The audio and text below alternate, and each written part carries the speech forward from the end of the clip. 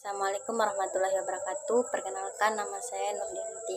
Nah, baiklah, di sini saya akan menjawab pertanyaan yang diberikan oleh Bapak. Yang pertama, faktor apa saja yang mempengaruhi luas relung suatu biota akuatik?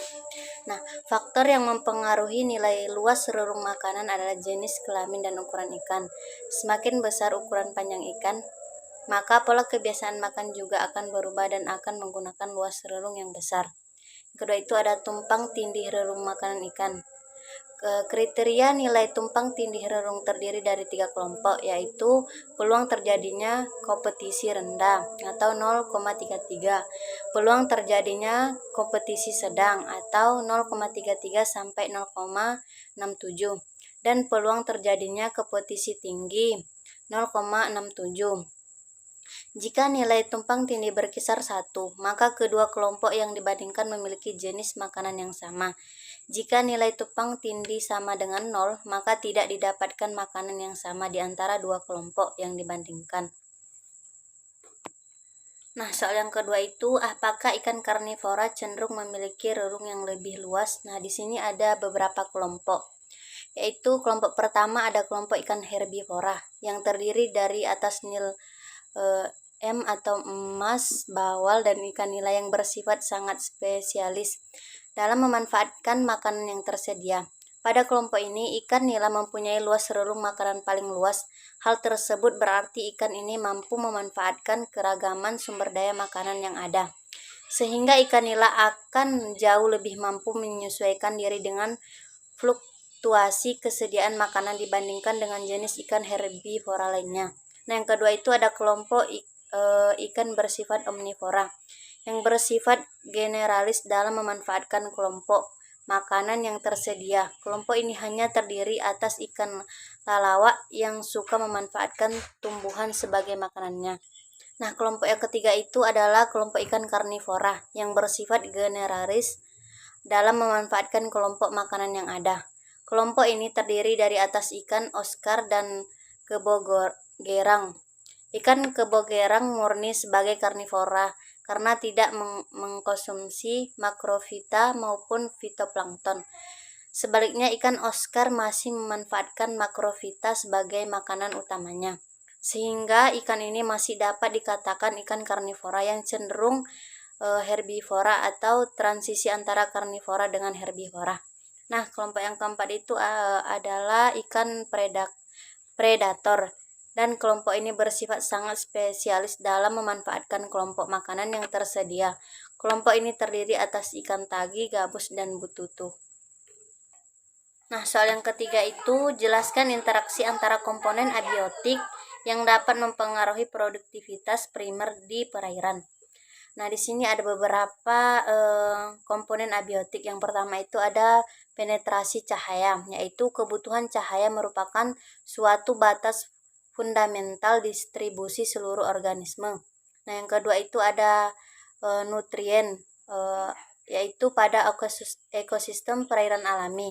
Siklus produksi dimulai oleh produser yang mampu mensintesa bahan organik yang berasal dari bahan anorganik melalui proses fotosintesis.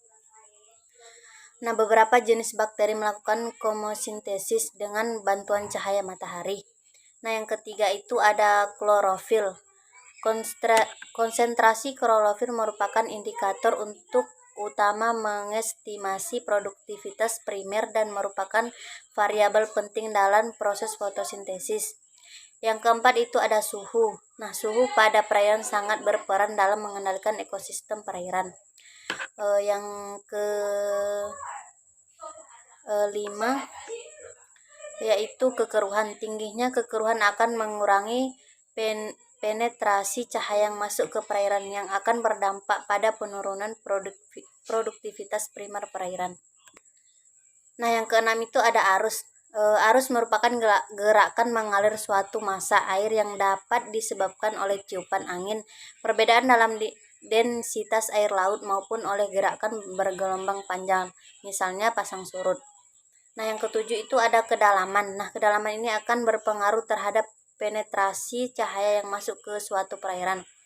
Pada umumnya, seiring dengan bertambahnya kedalaman, maka penetrasi cahaya yang masuk akan semakin berkurang, sehingga akan berdampak produktivitas primer di perairan.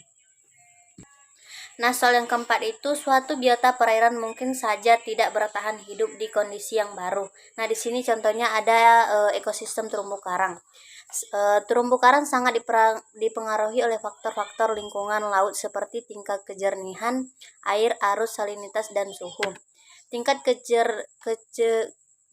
kejernihan air dipengaruhi oleh partikel tersuspensi antara lain akibat dari pelumpuran, dan ini akan berpengaruh terhadap jumlah cahaya yang masuk ke dalam laut.